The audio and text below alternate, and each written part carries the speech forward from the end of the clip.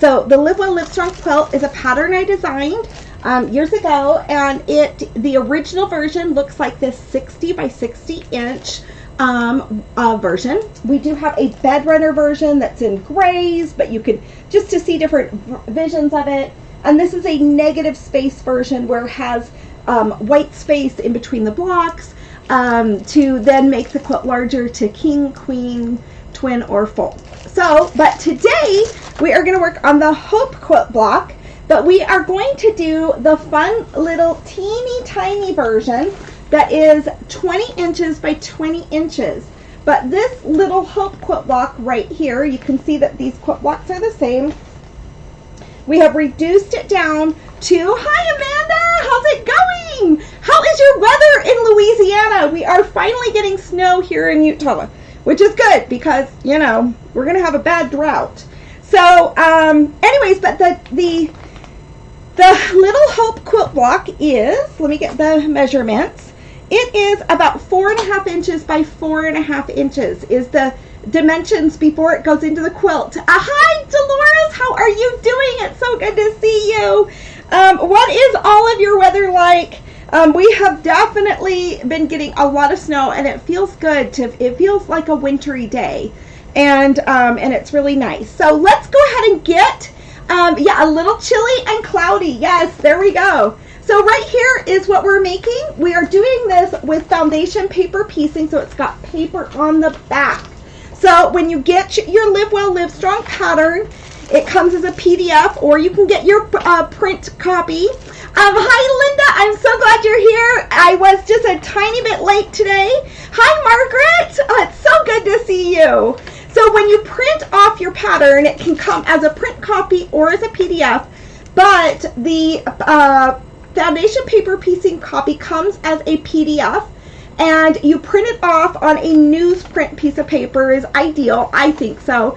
Dolores, you've got some sunshine with the 50s. What a comfortable day. So this is what your Hope quilt block is going to look like as foundation paper piece units. You've got 4 sections here. You've got 1, 2, 3, and 4 that you are going to sew together. And I'm going to go ahead and show you. You can see right here is the bottom section that I've already pre-sewn. Hi, Lynette. Hi, Belle. That is wonderful. Oh, and you're getting your dad's deer quilt pin today. How wonderful. You guys are so productive. I love it. So you can see I already sewed this section right here. And then I already sewed this section right here. So you can see that part. And I already sewed this section right here. So I've got 3 of these sections done, and because I just wanted to kind of get a head start on here for you guys. And so what we're going to sew together is this part right here, and it actually goes really pretty quickly. So once again, when I go ahead and print this off, let me go ahead and switch the camera so you can see. I go ahead and I take my pencil with my quilt block. So here we go, and I write down on the quilt block what colors of fabric I'm using. So that will depend on what you're doing. I put charcoal for this gray here. I put like a lime green right there. This is a mermaid color, a darker aqua, and this is just regular aqua. So I put A's, M's, L's, and this is the aqua in the center. So remember to mark your papers because it's just nice to be able to think quickly as you're doing this. So we're going to go ahead and sew this one together. I wanted to show you this comes in 2 units. So what we're going to want to do is put these right sides together, and you can see right there we've got our 1/4 inch seam allowance, and we're going to want to go ahead and put this through our sewing machine, and I'm using that teeny tiny 2.0 inch seam length because it's going to perforate the paper so we can tear that out later when we're ready to quilt our quilt. So you can see there, that is completely stitched together. Linda has snow on Monday, lots of it. Yes, we are definitely getting some snow, which is so nice because I do think we've got different parts of the country that are in a drought. So I go ahead and press mine, and if they're not pressing real nice and flat, I might turn them over and maybe even lay a ruler on top of it. What else are you guys sewing on, and what else are you guys working on in your lives? What kind of things are you doing? I'm so curious. Please share. Are you doing some spring cleaning? Have you started doing anything like that? Now, on this little project right here, we're going to combine a lot of different parts together in one piece of foundation paper, piece paper. The very first one is A1 in the center. We're going to move to lime, A2, A3, A4, A5, okay, for the charcoal. So we're going to start in the center section right here. Then we're going to move on to these half square triangles and add them on after we finish the center section. So let's go ahead and get our aqua in the center right here. So I've got my pieces of fabric over here. I'm going to just use, let's see, I've got a nice narrow piece right here. So I'm going to put aqua in the center, and I don't know, for some reason I've always been doing my lime sections above. Gail says it's 5 above, but it feels like it's 15. Thank you, Gail. Gail, tell me where you live. Yeah, I bet it is. Thank you. I thank you for enjoying the videos. Okay, so I'm going to go ahead and take that aqua, put it so it's on the back of the paper, and then this is butting up against the lime. So I'm going to go ahead and just lay my lime right sides together. So I'm going to match these fabrics right sides together, right like that. And I'm going to put them on the back of the paper between the A1 and the A2 section. So you can go ahead and see if I folded this back, that would give me a more than 1/4 of an inch seam, and we're going to do that. Dolores, you finished cleaning your sewing room. You're working on UFOs before starting anything new. That is wonderful. I absolutely love it. You're going to have to post pictures in the Everyone Can Quilt group. On Facebook, I'd love to see your tidy area and maybe different ways that you've organized and cleaned your sewing room. I love to see everyone else's ideas. Okay, so now we're going to press this open right here, just on the back side. And I'm going to go and I'm going to trim some of these. So we're going to go to our next line section. I'm going to trim this fabric so I've got the right size right in there. So you can see that right there.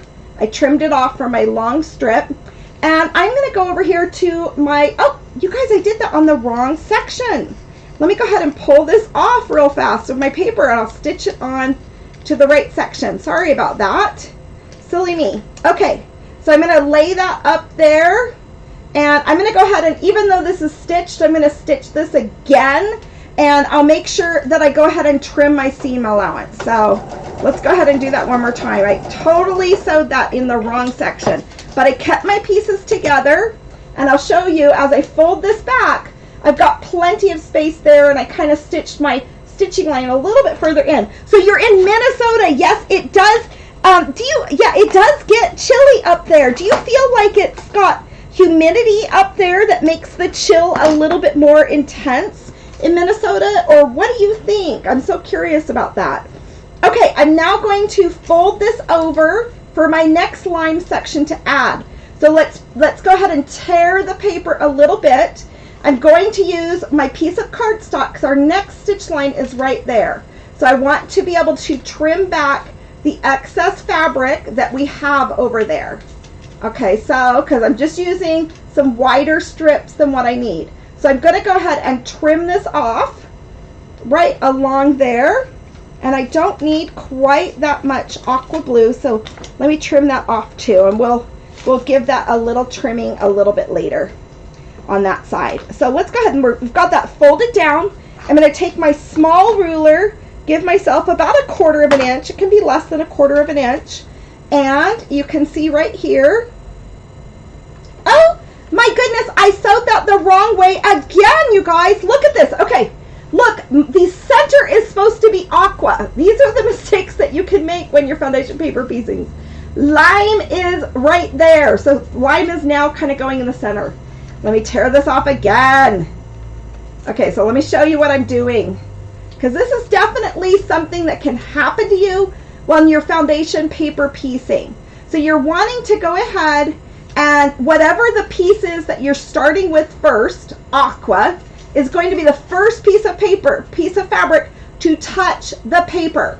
So we're going to let aqua touch there, and then lime is next. So we're matching up lime on the outside, right sides together on the back of the paper. So let's go ahead and stitch this again. Oh my, I totally apologize. Why did I do that? I've already stitched these other ones. But you know what? I feel like every time I make a mistake on here, that it really helps you guys to see where vulnerabilities can be as you're stitching. Okay, let's go ahead and press that. Press that open. It's now finally right. We're going to add our next piece of lime right over here. Okay, so we're going to trim this back so we can go ahead and sew that next piece of lime, and we're going to trim off the excess fabric that we have because we don't want too much in our seam allowances on these little teeny tiny blocks. So here's my lime fabric. I've got the aqua open with that lime next to it. I'm going to line this up and I'll hold it through the light so I can see what is happening. Oh, Linda, no, you guys aren't distracting me. I just love to sew with you guys. I really do. And I'm going to make sure that this hits all the way over. Right like that. Okay, let's go ahead and set this in here. Here we go. All right, so now we're going to go ahead and just stitch. And I'm going to show you, I went ahead and stopped my stitching line right here. Let me go ahead and show you. I stopped my stitching line because I'm going to sew that half square triangle right there. So you can see I didn't sew further than where the stitching line needs to be. Let's go ahead and open this up and see what it's like. So we've got these two lime green colors or shades of fabric coming off on the sides. I can go ahead and trim this down some, but I'm going to start my charcoal side. So the next part we're going to do are the little charcoal corners. So you can see we're making this unit right here, the aqua in the middle, 2 lime and 2 charcoal. So let's go ahead and lay this down. Let's get our charcoal strip of fabric. You can see I've got a long strip, and I'm going to just kind of take 2 of these pieces right here. I've got extra fabric because then that way I won't make a mistake. Let's go ahead and fold this back, and we're going to trim off this excess fabric right there where we have that aqua and that green showing up. And there we go. Okay, now we're going to put our charcoal, we're going to match up our charcoal right against the back of the paper. We're going to match this up, and we're pulling that charcoal through. So let's go ahead and bring this all the way over, and it'll go right like that. Okay, so I'm making sure I'm getting my whole stitching line that's on that dashed piece of paper. So let's go ahead and lay this down underneath the sewing machine needle, and let's get some stitches on there. Okay, let's get our next piece of charcoal. I know it is a little, paper piecing can get tricky, but once you get it down, you know, you don't really make that many mistakes, and you kind of get the rhythm of it. And it can be awkward at first, but boy, when you've got it going, it just really goes. Okay, let's go ahead and do this next piece of charcoal. So I'm going to go ahead and use my card right here, and I'm going to pull this back.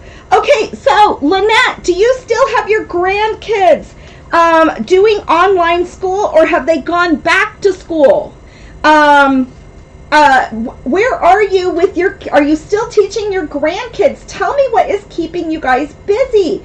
I know that Lynette has been spending a lot of time teaching her grandkids with the online schooling and kind of being there as a support system. So let's go ahead and stitch this one right on there. And then we'll have the center part of our little row taken care of. Okay, let's go ahead and pull this up. We're going to add our mermaid teal fabric. It's kind of like a teal. Let's go ahead and open this up. You can see I've got my 2 charcoal corners, my 2 lime corners around that small aqua block. So now we're going to go ahead and trim this back. Let's go ahead and trim this back. So we're going to go ahead and pull this up over. Is anyone else helping? Those kids and math, I know nothing. Grandma can't do math. I agree. They kind of change the way math works, don't they? It's pretty crazy. And it does get tricky. I remember doing that with my kids when they were younger. And it just got so tricky. I'm going to go ahead and trim these off so it's got a nice 1/4 inch seam or or selvage there that we're going to attach the next block section to. So, or slightly smaller, either way. Okay, so you can see that's what that looks like right now. I've got some extra threads kind of holding on there. Let's trim that so it looks extra clean. Now we are going to take our aqua mermaid color right here, and we're going to line this up. My job is to yell, pay attention. Oh, I love you, Lynette. You are so fun. So we've got the back of the paper. We're going to take this little square and attach it to the mermaid teal. So that's our next color right over here. And we're going to do that on this exact same opposite side. So let's go ahead and open that up and get that stitched with our small stitch length. This part goes pretty quickly here. Okay, we're going to open that up, trim that, just give it a little press. I'm going to trim off the excess that I have there and use this side on the opposite side here. So we're going to go ahead and build out. You can see we're making these 2 aqua triangles right here and adding this to your little strip that will be part of the Hope quilt block that's teeny tiny. Okay, so let's go ahead and stitch this side on, and then all we have to do is add that little bit of aquamarine on the other side. Okay, so I'm going to go ahead and press this again. Let's open this up, give it a good little hot press without much liquid or steam. There we go. All right, so now we need to add our aqua color here, right? So what we're going to do is we're going to flip this over. I'm going to take my cardstock card.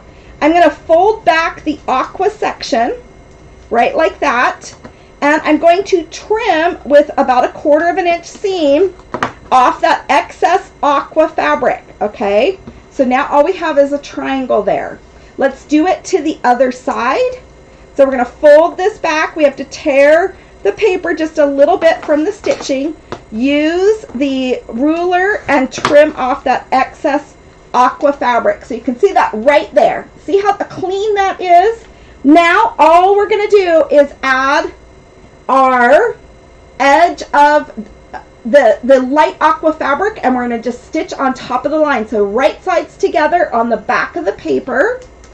And let's go ahead and give that a stitch there. And let's do the same thing to the other side, and this section is completely done. So you can see we'll press that open, we'll trim it off. So we can trim it off right here.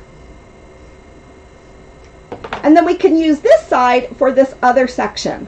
So let's go ahead and bring that over, right sides together on the back of the paper. Run this through the sewing machine. And there we go. So what's really nice with the foundation paper piecing is it really it gives you a very precise, exact block that's very accurate. So we just have to sometimes fumble through a little bit of awkwardness. But let's go ahead and trim this up so it looks just like this. So I'm going to flip this over, and I'm now going to trim right along that solid line that kind of is the outline of this section of the quilt block. And I still kind of want to see that black line. I don't know, that black line just makes me feel like I'm matching things up when I am sewing the different block units together. So let's go ahead and kind of give this a good little cleanup right here. Let's flip this and turn over on this side. And then we're going to just kind of clean off this edge right here. So let me go ahead and show you. So without having to think too much, you can see these pieces are pretty identical. Isn't that amazing? Okay, so now what we're going to do, let's go ahead and trim off some of these extra threads that we don't need, right? We've got just a couple there. So it's just clean, as you guys can see me stitch these together. So now all we have to do to get our beautiful block that looks just like this is to finish this up. And remember, it's going to be the size of the 4.5 inch square that I showed you earlier that I was using on these units over here. So let's go ahead and put these right sides together. Remember, I'm using my teeny tiny pins. So I'm using just my teeny tiny pins. And I'm going to match up my little matching points right there. I'm also going to make sure that it's matching about where that 1/4 inch seam is being stitched. And I'm also going to, before I start sewing this, I'm going to feel here and feel where the thickest fabric is, because that's where my sewing machine is going to have a hard time coming over. So we're going to make sure that this is matching up.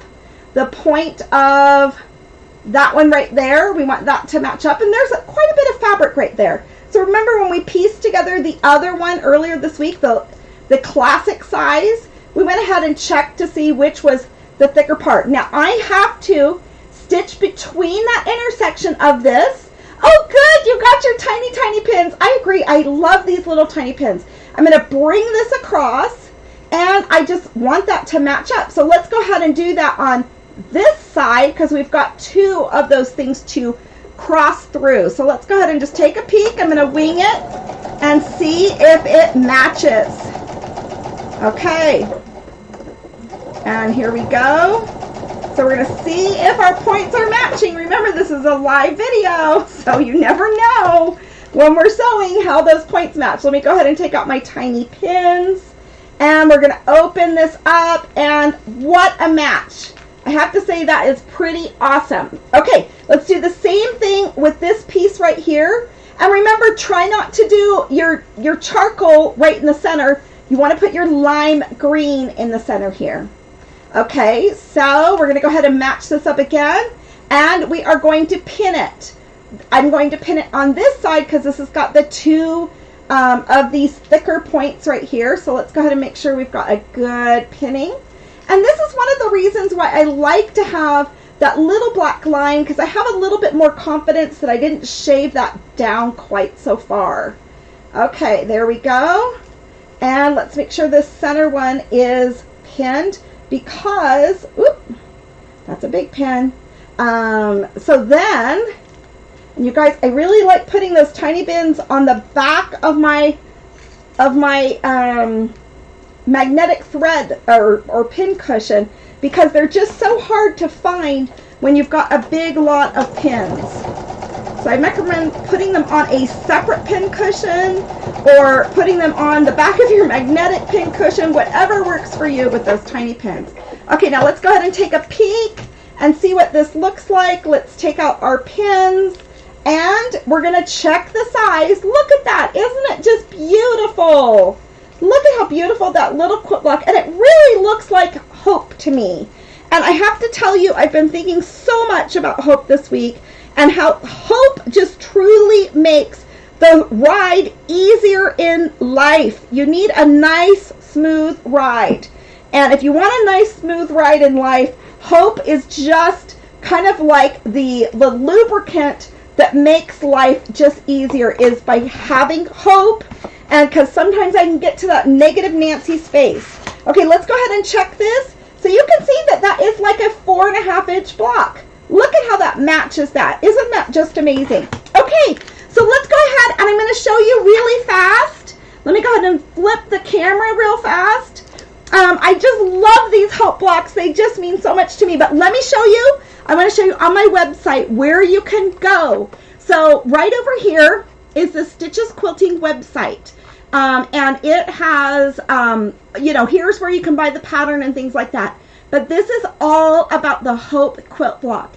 If any of you guys want to write to me about what hope and what sustains you in hope and all of those kinds of things, there's lots of things I'd love to add to this blog post, and to add things that are from some of you guys. So be sure to go to this, and down here towards the bottom is where you can download. Right here you can download your own hope worksheets to work on hope for this weekend, and think about how you are going to go ahead and implement hope in your lives. So go ahead and let me go ahead and switch the camera back to me.